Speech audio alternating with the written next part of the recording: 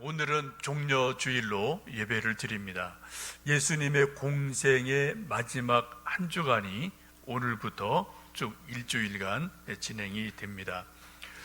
종려주일 오늘 교회 말씀을 보시면은 예수님이 예루살렘에 입성을 하시고 월, 화, 수, 목 4일간 예루살렘에 들어가셨다 나오셨다 하시면서 마지막 많은 말씀, 천국의 비유를 말씀을 해 주십니다. 그리고 목요일 날 밤에 최후의 만찬을 드시고 가롯 유다의 배반으로 로마 병에 의해서 체포가 되시고 헤롯 왕과 여러 또 본디오 빌라도에게 고난을 당하시다가 금요일 날 본디오 빌라도의 마지막 재판을 받고 십자가에 달려 돌아가십니다. 그리고 금, 토, 일 3일 동안 무덤에 계시다가 주일 새벽에 부활하셔서 우리가 다음 주일은 부활 주일로 맞게 됩니다. 오늘 우리가 이 주일을 종려 주일이라고 부르는 이유는 오늘 함께 읽으셨던 말씀 12장 13절 말씀 같이 읽어보실까요? 종려나무 가지를 가지고 맞으러 나가 외치사 호산나 찬송하리도다. 주의 이름으로 오시느니 곧 이스라엘의 왕이시여 하더라. 이 말씀에서 유래가 됩니다. 바로 요일로 따지면 오늘이에요. 오늘 예수님께서 예루살렘에 올라가실 때 수많은 예루살렘 시민들이 종려나무 가지를 흔들며 또 길에 펴며 자기 옷을 펴서 길에 펴면서 예수님 환영하고 환호했기 때문에 오늘을 일컬어서 이제 우리 후대가 종려 주일이다. 또 다음 주일은 부활 주일이다. 이렇게 이름을 붙인 거죠. 이건 뭐 사실은 성경에 이런 말 자체는 없어요. 종려 주일, 부활 주일 이 단어 자체는 없지만 의미는 충분히 우리가 뭐 이렇게 전달이 됩니다. 종려나무를 한번 사진을 보시겠습니다. 저게 종려나무입니다. 우리나라 말로는 대추야자라고 그러고요.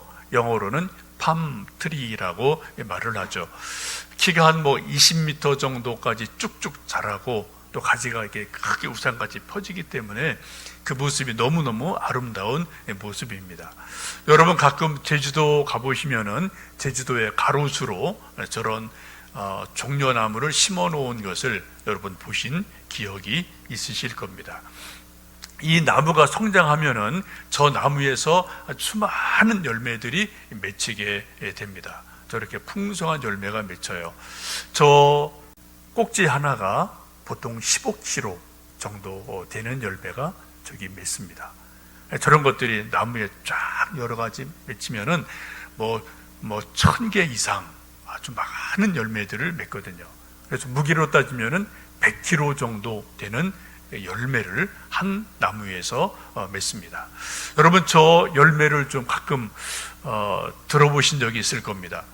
옛날 뷔페 식당 가면은 저 종려나무 열매 대추야자가 이렇게 좀 놓여있던 것을 여러분 보실 수가 있을 거예요.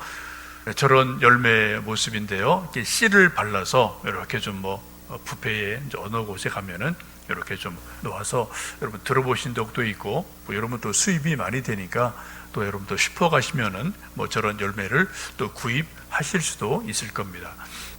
혹 관심 있는 분들은 슈퍼나 이런 데 좀 가셔서 한번 대추야자 열매, 종려나무 열매를 좀 사서 들어보셔도 이제 종려나무라는 것 이것에 대해 조금 더 친근감을 가질 수가 있을 겁니다.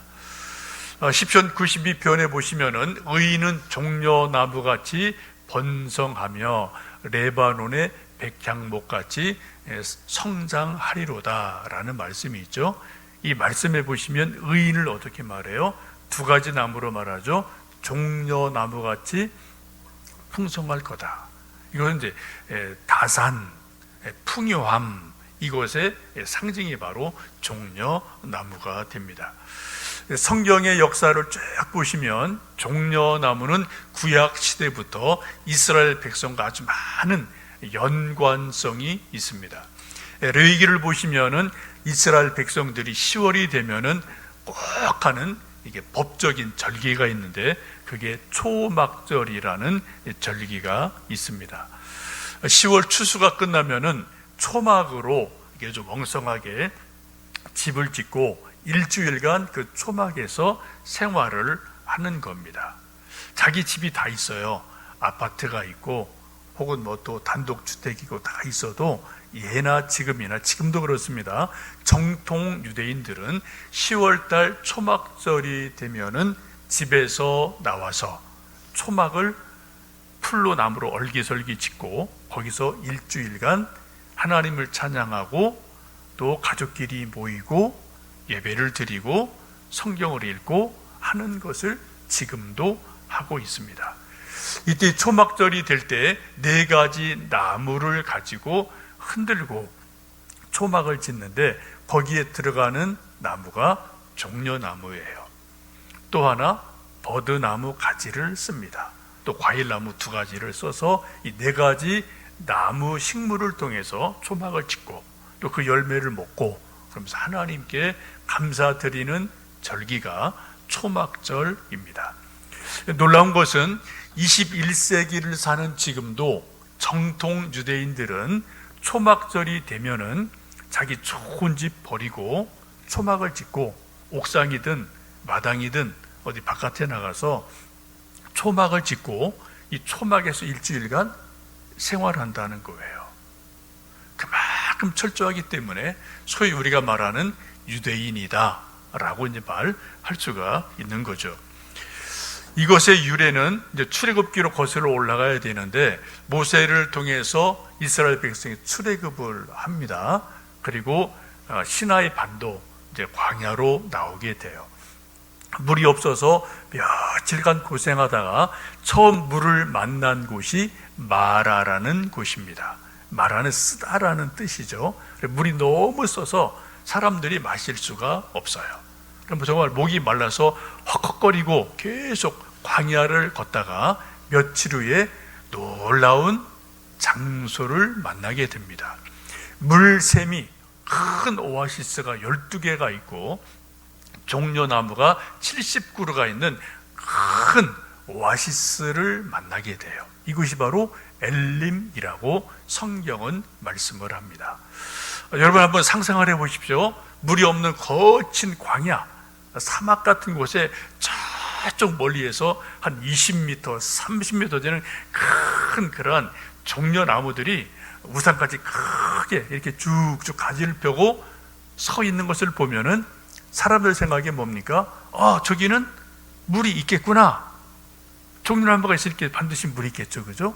그런 기쁨을 줄 수 있는 나무가 종려나무란 말입니다. 성경에 있는 것처럼 엘림에서 이스라엘 백성들이 70그루의 종려나무를 발견을 하고 그 주변에 있던 12 큰 오아시스에서 목마름을 해소하고 힘을 얻고 그 다음 또 행진을 하는 것을 우리는 성경 속에서 보게 됩니다. 오늘 성경 말씀 보시면 이제 요한복음 12장에서 수많은 예루살렘 백성들이 예수님이 입성하실 때 종려나무 가지를 흔들면서 환호했다라고 13절에서 말씀 보았습니다. 종려나무 가지를 가지고 맞으러 나가 외치되 호산나 찬송하리로다. 주의 이름으로 오시는 이 곧 이스라엘의 왕이시여 하더라 라고 막 종려가지를 흔들면서 열광적으로 예수님을 맞이하는 일이 바로 오늘 있었다라고 성경은 말씀합니다. 왜 이스라엘 백성들이 예루살렘 시민들이처럼 열광적으로 예수님을 환호하고 맞이했을까? 2가지로 보시면 되겠어요. 하나는 그냥 말 그대로 예수님 소문이 3년간 쫙 퍼져 있었으니까 그냥 예수님 보고 싶은 마음에 뭐 인기가 대단했잖아요. 뭐 병자 고치죠, 기적 베풀죠, 뭐 말씀 전하죠. 이런 일이 있으니까 예수님을 열렬하게 말 그대로 환영을 한 겁니다.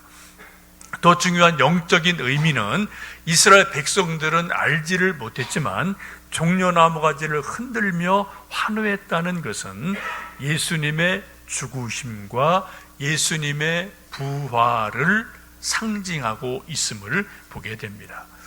이 종려나무의 별명이 불사조 나무라고 합니다. 이 종려나무의 영어 이름이, 식물학 이름이 페닉스 데카틸리페라라고 불러요. 피닉스라는 말이 불사조라는 그런 뜻이잖아요. 이 나무 이름 앞에 불사조라는 학명이 붙어요. 참 묘하죠? 왜 그러냐면은 이 종려나무는 아무리 불에 타도, 다 타도 뿌리만 있으면은 다시 또 언젠가는 싹이 나서 크게 자라기 때문에 옛날부터 이 종려나무를 일컬어서 불사조 같다. 죽어도 다시 솟아난다. 불타도 다시 솟아난다. 그래서 불사조 나무다. 그러한 별명이 붙어 있는 나무이기도 합니다. 요한복음 12장에 보시면 수많은 사람이 종려나무 가지를 흔들며 호산나 호산나 우리 왕으로 오시는 이여라고 환영을 하게 되죠. 이 모습을 보고 19절에 보시면은 바리새인들이 서로 염려하면서 이렇게 자기들끼리 수군거리는 말이 나옵니다. 우리 한번 19절 읽어보실까요? 바리새인들이 서로 말하되 볼지어다 너희 하는 일이 쓸데없다. 보라 온 세상이 그를 따르는도다 하니라 라고 자기들끼리 지금 수군수군하고 있어요. 지금 앞에서는 수많은 예루살렘 시민들이 호산나 막 가지를 흔들고 예수님을 열광적으로 환영을 해요. 근데 늘 예수님과 대척점에 있던, 예수님에 대해서 비난하던 서기관, 바리새인들, 제사장들은 그 모습을 보고 저 뒷골목에서 지금 자기들끼리 뭐라고 말해요? 봐라, 이거 우리가 하는 일이 다 쓸데없게 됐네. 지금 온 예루살렘 시민이 다 예수님 환영하고 열광하고 있네. 우리가 아무리 뒤에서 예수님 발목 잡고 이렇게 저렇게 비판해도 이거 뭐 아무런 쓸모가 없는 일이 돼버리는구나 라고 자기들끼리 탄식을 하고 있습니다. 지금 예수님에 대한 환호가 너무 열렬한 거예요. 그냥 뭐 한두 사람이 아니라 예루살렘 시민 거의 대부분이 다 쏟아져 나와서 종려나무 가지를 흔들고 예수님을 환호하니까 어떻게 예수님을 좀 해코지 할까 하던 사람들이 야 이거 민심이 예수님께로 다 돌아갔구나, 이거 우리가 어떻게 할 도리가 없겠구나 라고 자기들끼리 낙심해서 수근수근 거리는 모습을 볼 수가 있습니다. 이러한 가장 중요한 결정적인 이유는 12장 앞절에 보시면 나오는 말씀이, 우리가 읽은 말씀의 앞부분이 무슨 말씀인가요? 예수님이 죽었던 나사로를 살리시는 일이 있습니다. 예수님이 예루살렘에 입성하시기 직전에 베푸신 가장 큰 기적이 뭐예요? 죽은 나사로를, 썩은 냄새 나는 나사로를 살려내신 거예요. 이 소문이 쫙 퍼졌습니다. 그리고 그 나사로 동네 잔치가 벌어졌어요. 이 소문이 벌써 소문을 타고 예루살렘까지 온 유대에 쫙 퍼져버린 거죠. 물론 그 전에도 예수님이 귀신을 쫓아내시고 안진뱅이를 일으키시고 나병 환자를 고치시고 오병이어를 베푸시고 수많은 기적을 일으켜서 소문이 쫙 났습니다만, 예루살렘에 입성하시기 직전에 예수님이 소위 야구로 치면은 말로 홈런을 치신 거예요. 뭐를요? 죽어서 썩은 냄새가 나는 나사로를 나사로야 나오너라 라고 말씀하시면서 나사로를 살려내셨거든요. 그걸 본 사람이 한두 사람이 아니에요. 동네 사람이 다 봤어요. 성경 보시면 그렇죠? 그래 뭐 마리아 마르다 동네 사람 다 가서 거기서 막 울고 있을 때 예수님이 가서 그 기적을 딱 베푸시니까 이 기적이 소문이 그냥 쫙 전국에 순식간에 나버린 거예요. 이것 때문에 이 나사로, 죽었다 살아난 나사로 보려고 전국에서 수많은 사람이 몰려들었다고 오늘 성경 보시면은 말씀을 하거든요. 예수님이 타이밍을 기가 막히게 맡기신 거예요.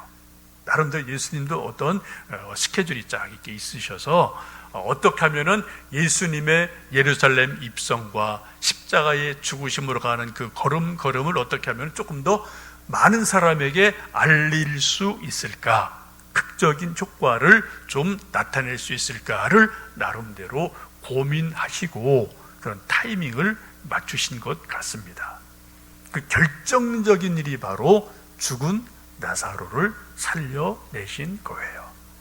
그래서 오늘 함께 읽으신 말씀도 보면은 17절에 그렇게 말하지 않습니까? 나사로를 무덤에서 불러내어 죽은 자 가운데서 살리실 때에 함께 있던 무리가 증언한지라. 그걸 본 사람들이 예루살렘 뒤따라가서 예수님 막 환호하는 그 무리 가운데 그걸 본 사람이 있었다는 거예요. 그래서 막 그런 것을 또 정말 기가 막힌 일이 있었어, 며칠 전에 예수님이 나사로 살려내셨어, 이런 얘기를 막 하니까 예루살렘 시민들이 있는 힘을 다해서 예수님을 종려나무가지 흔들며 환호하고 맞이하는 것을 보게 됩니다. 여러분, 이것을 지금 사람들은 사실은 잘 몰라요. 그냥 예수님을 환호하는 것으로 볼 수 있지만 성경에 담겨 있는 의미는 예수님의 부활하심을 이 사람들이 잘 알지 못하지만 이미 말하고 있다. 왜요? 부활을 상징하는 종려나무 가지를 흔들었다는 소리가 그것을 볼 수가 있습니다. 이 예루살렘 시민들이 환호하며 부르짖는 소리가 호산나 호산나 라고 부르짖었다고 성경은 말씀하죠. 여러분 주변에도 가끔 보시면 호산나 교회 이런 교회들이 가끔 있어요. 여기서 나오는 겁니다. 호산나 교회, 갈보리 교회, 제가 지난번 말씀드렸죠. 골고다 교회는 없어요. 그런데 이름은 똑같은 거예요. 골고다 교회, 해골, 갈보리 교회. 갈보리 교회는 우리나라도 여러 군데 있습니다. 어쨌든 호산나 교회가 참 많이 있는데 호산나도 바로 여기에서 유래한다라고 보시면 되겠습니다. 호산나의 뜻은 제발 구원해 주세요, 우리를 구원해 주세요, 그 뜻이에요. 호산나, 우리를 구원해 주세요, 우리를 구원해 주세요. 이게 호산나라는 뜻입니다. 근데 이것이 정확하게 나오는 시편이 시편 118편 25절인데 이런 말씀입니다. 여호와여 구하옵나니 이제 구원하소서. 여호와여 우리가 구하옵나니 이제 형통하게 하옵소서. 이 말씀에서 나온 거예요. 이 시편 118편에 있는 여호와여 구하옵나니 이제 구원하소서. 여호와여 우리를 구원하옵소서. 여기 호산나라는 단어예요. 이거를 이제 지금 이스라엘 백성들이 호산나, 우리를 구원해 주십시오, 우리를 구원해 주십시오 라고 지금 환호하며 예수님을 열광적으로 맞이합니다. 이 속에는 이스라엘 백성들에게 독특한 신앙이 있죠. 소위 메시아 대망 사상이라는 게 있어요. 메시아는 다윗보다 더 훌륭한 왕, 그래서 이스라엘을 완전히 회복시킬 왕, 이스라엘을 완전하게 구원할 왕, 그런 왕이 다윗보다 더 훌륭한 왕이 반드시 올 거다. 이게 유대인들의 신앙의 핵심이죠. 근데 그분이 누굽니까? 그분이 예수님이셔요. 그게 성경적이고 하나님의 말씀이 분명하게 가죠. 그런데 예수님을 알지 못하는 유대인들은 아직까지도 앞으로 올 메시아를 나름대로 그들은 기다리고 있습니다. 그런데 그분이 바로 예수님이라는 거예요. 그래서 지금 오늘 이 성경에 있는 것처럼 수많은 유대인들이 자기들이 오랜 동안 기다리고 기도했던 그 메시아가 오시는구나, 이분이 혹시 메시아가 아닐까, 그런 기대감이 있어서 호산나를 연호하며 예수님을 맞이하게 됩니다. 오늘 이 요한복음 12장 말씀에서 중요한 말씀이 많습니다만 제가 볼 때 아주 중요한 또 하나의 말씀은 16절에 있는 말씀이 아주 중요합니다. 한번 16절 말씀 같이 읽어보십니다. 제자들은 처음에 이 일을 깨닫지 못하였다가 예수께서 영광을 얻으신 후에야 이것이 예수께 대하여 기록된 것임과 사람들이 예수께 이같이 한 것임을 생각났더라. 아멘. 여러분, 이게 무슨 말씀인가요? 여기 두 가지 단어에 주목하시면 좋겠어요. 제자들, 12 제자들이 처음에는 이 일을 깨닫지 못했다. 전혀 알지를 못했어요. 근데 나중에 예수님이 영광을 받으신 후에야 그게 이거구나, 나중에 생각이 나고 깨달았다는 거예요. 이게 무슨 말입니까? 지금 12 제자가 예수님 따라서 이렇게 막 같이 예루살렘 들어가고 있죠. 낙이 타고 들어가신 예수님을 뒤따라서 가요. 수많은 예루살렘 시민들이 종려나무 가지고 막 흔들면서 호산나 호산나 막 함성을 지르고 열광적으로 예수님을 맞이합니다. 그때 제자들 생각에 무슨 생각이 있었을까요?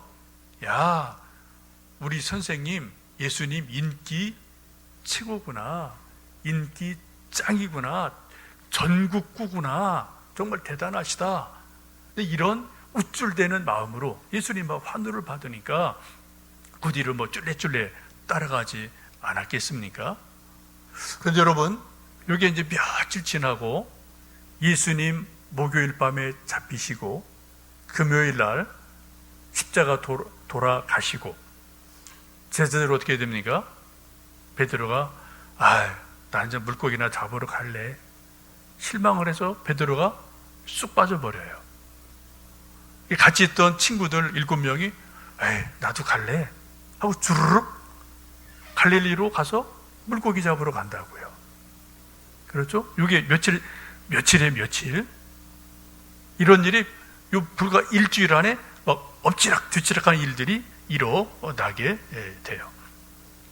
예수님께 3년간 그렇게 말씀을 듣고 기적을 직접 보고 제자 훈련을 받고 그렇게 3년간 예수님과 함께 했던 제자들도 요 지금 겉으로 보여지는 상황은 아는데 그 속에 있는 의미를 알지를 못했다는 겁니다. 그러다 언제요? 나중에 예수님이 영광을 받으신 후에야 그게 그거구나 라고 깨달았다라고 성경은 말씀을 하고 있습니다. 예수님이 영광을 받으셨다는 것은 예수님 부활하신 것을 말하죠. 그리고 그 후에 조금 더 이어지면은 예수님 승천하시고 성령님이 임하고 나서야 그때 비로소 제자들이 그때 그것이 이런 의미구나 라는 것을 깨닫게 됩니다. 여러분, 이 말씀 아주 중요한 말씀이에요. 예수님께 3년간 직접 말씀을 듣고 소위 제자 훈련을 받고 기적을 코앞에서 봤던 제자들도 예수님의 걸어가시는 일을 처음에는 알지를 못했습니다. 깨닫지를 못했습니다. 영적 의미를 도대체 알지를 못했어요. 그냥 환호하는 소리만 들었어요. 그러다가 여러분 다 도망갔다가 다시 예수님 부활하시고 성령님이 임하시니까 그때 비로소 깨닫게 됐다라고 성경은 말씀을 하고 있습니다. 우리가 예수님 믿고 신앙생활 하면서 가장 중요한 결정적인 일은 성경이 다 하나님 말씀이고 중요해요. 근데 여러 가지 의미로 볼 때 가장 중요한 것을 한 가지 꼽으라면은 성령님의 인쳐주심이에요. 성령님께서 깨닫게 해 주셔야만 우리는 성경이 이해가 됩니다. 성경이 믿어집니다. 예수님의 십자가 죽으심과 부활하심이 믿어집니다. 아무리 머리가 좋고 IQ가 좋아도 글씨로는 이해가 돼요. 머리로는 이해가 돼요. 마음으로 안 믿어져요. 영혼으로 안 믿어져요. 성령의 인치심이 있으면 아무리 머리가 안 좋아도 농부라도 어린 애라도 하나님 말씀 믿어져요. 그리고 확신이 생깁니다. 그 확신에 확신이 생겨요. 왜요? 성령님이 도장을 꽉 찍어주시니까. 지금 제자들이 그런 일이 일어난 것으로 보시면 좋겠습니다. 여러분, 우리가 예수님 믿을 때 여러 가지 어떤 과정들이 나름대로 있는데 1차적으로 중요한 것은 성경을 읽고 머리로 이해가 되는 거죠. 우리가 이성이 있고 지성적인 존재니까. 하나님 우리 그렇게 만들어 놓으셨으니까 이해가 돼야 돼요. 그 다음에 중요한 건 뭡니까? 마음으로 하고 마음으로 심령으로 믿어지는 거예요. 근데 더 중요한 거는 내 영혼이 아멘 하고 내 영혼이 진짜 믿는 거예요. 이게 진짜 믿는 거예요. 이거 누가 한다고요? 성령님의 감동하심이 있을 때 요 일이 일어나는 거예요. 지금 제자들이 지금 이거 다 지금 현장에서 보고 있는 거예요. 근데 깨닫지를 못해요. 그냥 현상만 보고 막 그냥 좋아서 춤추고 그냥 쫄래쫄래 따라가는 거거든요. 그리고 나중에 예수님이 영광을 받으신 후에야 비로소 생각이 났더라, 깨달았더라 라고 성경은 말씀을 합니다. 이 자리에 계신 우리 모든 성도님들, 또 가정에서 지금 함께 TV를 통해 또 핸드폰 통해서 설교 듣고 예배드린 우리 모든 성도님들, 우리는 다 예수님 믿는 사람입니다. 그러니까 교회 오고 또 이 시간 가정에서 모여서 가족들이 함께 예배를 드리고 있죠. 여러분, 우리 신앙이 성장한다, 우리 신앙이 성숙한다, 무슨 뜻일까요? 여러분, 개인적으로 저나 여러분 예수님 믿은 지 10년, 20년, 30년, 50년 이렇게 쭉 세월들이 있는데, 여러분 세월을 쭉 생각해 보시면 여러분 예수님 믿는 믿음이 조금 성장하고 있습니까? 성숙하고 있습니까? 아니면 그 자리 그대로 있습니까? 아니면은 점점 뒷걸음질 치고 있지는 않습니까? 여러분 스스로 보실 때 어떻게 생각을 하십니까? 우리 믿음이 성장하고 성숙하다는 것은 예수님에 대해서 처음에는 희미했어요. 오늘 제자들처럼 처음엔 이 일을 깨닫지를 못했어요. 알지를 못했어요. 알아도 희미했어요. 근데 시간이 지날수록 그게 뚜렷해지는 거예요. 명료해지는 거예요. 그리고 점점 마음 깊은 곳에, 영혼 깊은 곳에 그렇구나, 정말로 믿어지는 거예요. 정말로 믿어지는 거예요. 근데 믿음이 태보하는 건 뭡니까? 처음에 막 뜨거웠어요. 구원에 확신이 있었죠. 예수님 한 분만으로 만족합니다, 막 그런 고백이 있었어요. 근데 세상살이 이렇게 저렇게 풍파를 거치고 이런저런 일들을 거치며 10년, 20년 지나면서 뭐 예수님 믿으나 안 믿으나 뭐 그게 그거네. 예수님 믿으니까 불편한 게 더 많네. 뭐 힘든 게 더 많네. 짐이 많네. 의무가 많네. 이런 생각이 들면서 예수님이 점점 희미해질 수도 있어요. 그 첫사랑이 점점 식어져서 그냥 이게 온도가 있는 등 없는 등 뭐 그렇게 갈 수도 있지 않겠습니까? 이 두 가능성은 뭐 저나 여러분 우리 모두에게 다 있는 거잖아요. 여러분, 정말 예수님을 믿고 믿음 생활을 시작하신 이후에 10년, 20년, 40년, 50년 세월이 지나가는 가운데 예수님이 점점 또렷하게 보이십니까? 십자가 의미가 점점 내 마음에 큰 감격으로 다가오십니까? 천국의 소망과 또 하나님 주실 상급이 정말 기대가 되고 내가 죽으면 천국 분명히 간다라는 그 확신이 세월 지나갈수록, 죽음이 가까이 올수록 그게 나한테 확실하냐 이거예요. 아니면 반대로 세월 지나갈수록 예수님 믿는 시간이 많아질수록 예수님은 점점 자꾸만 쪼매지고 천국에 대한 확신도 희미해져서 그거 뭐 가봐야 알지, 뭐 천국 지옥이 진짜 있겠어? 잘 모르겠어. 가봐야 할 것 같아 라고 우리 믿음이 흔들하지는 않겠습니까? 그런 일이 혹 우리에게 있지는 않습니까? 여러분 어떠세요? 이건 저도 역시 마찬가지예요. 여러분 어떠십니까? 지금 제자들이 하는 말을 잘 보세요. 처음에 현장에 다 있었어요. 그거를 깨닫지를 못했어요. 알지를 못했어요. 그러다 나중에 예수님이 부활하시고 성령님이 임하실 때, 그때 비로소 그 의미들을 명확하게 알고 깨닫게 되는 은혜가 있게 됩니다. 여러분, 성경을 열심히 읽으십시오. 기도를 뜨겁게 하십시오. 서로 또 위로해주고 가족끼리, 성도끼리 서로 사랑해 주십시오. 그 위에 뭐를 더하라고요? 성령의 하나 되게 하시는 은혜를 구하십시오. 성령의 충만함을 구하십시오. 성령님이 인쳐주시길 구하십시오. 성령님께서 내 어두운 눈을 밝혀주시기를 기도해야 될 줄로 믿습니다.